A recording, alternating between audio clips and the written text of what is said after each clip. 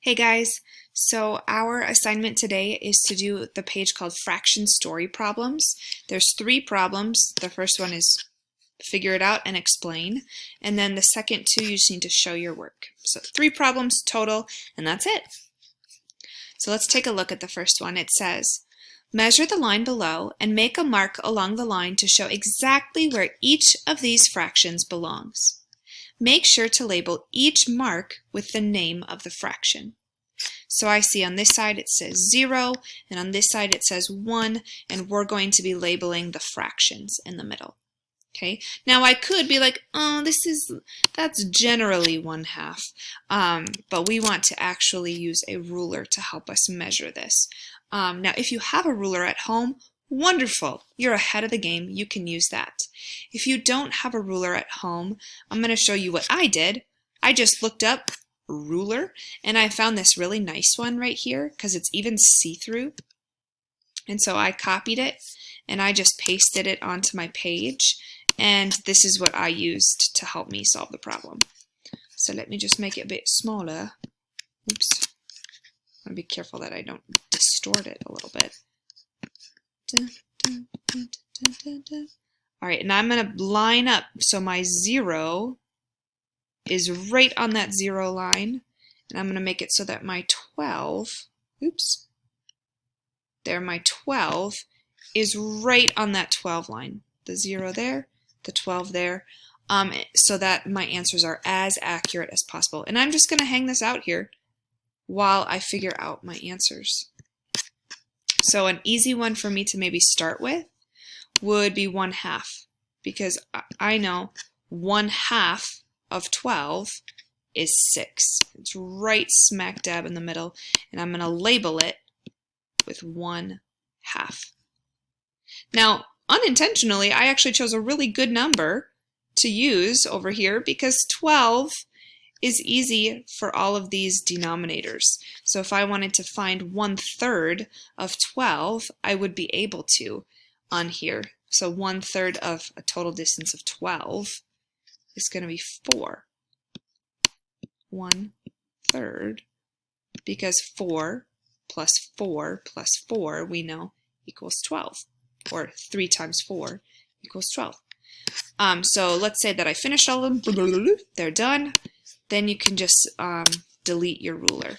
But when it asks you down here, explain how you figured out where to place each fraction along the line, you need to describe to me, how did I know that 1/3 went there? Well, I knew that 12 divided by 3 was 4 inches, so I put it at the 4-inch mark. However you decide to do it, explain it to me right here. Number 2 says, yesterday, Carson recycled 1 1/3 pounds of paper packaging. He also recycled 3/4 of a pound of plastic packaging. Combined, how many pounds of packaging did Carson recycle yesterday? Show all your work. So I know, because of this clue word, combined, that I'm going to be adding these together. Now I see that this says 1/3. And I know that thirds go really nicely into clocks. They don't go as nicely into money. So I think I'm going to use a clock model for this, simply because that's what's easiest for me. If you have another way that would be easier for you, you can totally do it that way.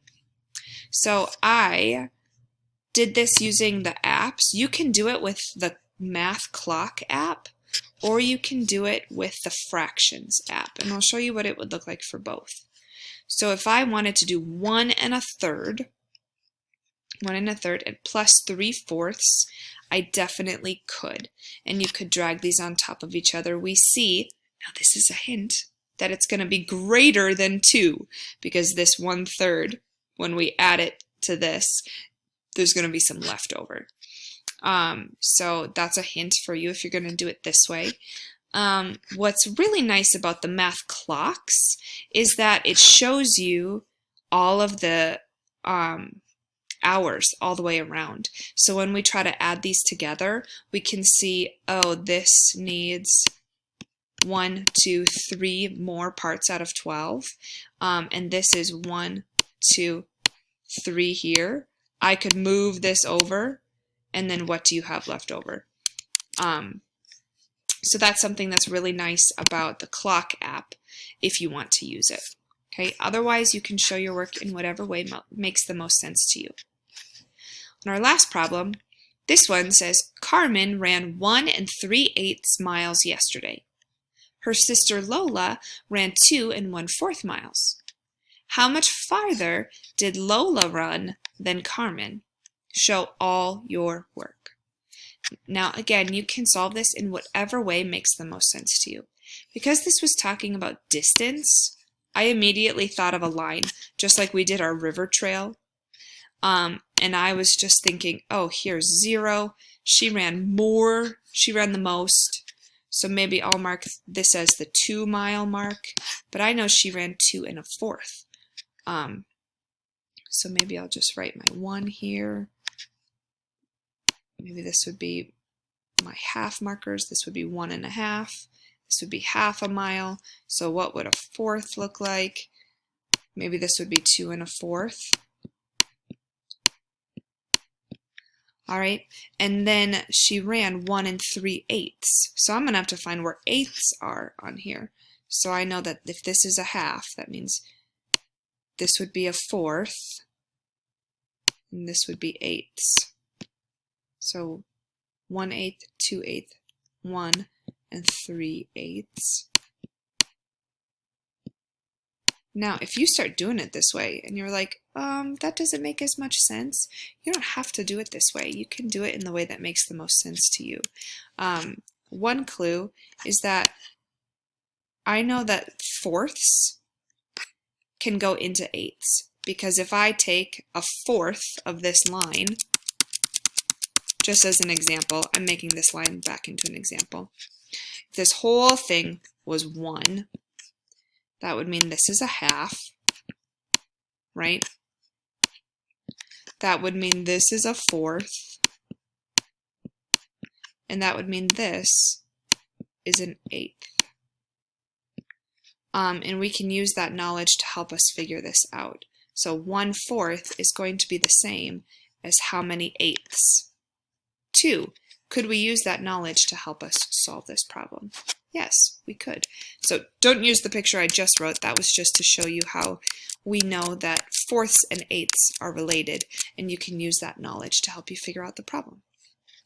So these all have elements of challenge to them. I want you to do your very best work, and when you're done, turn it in. If you need help, please, please, please message me and we can WebEx. Have an amazing day. Bye.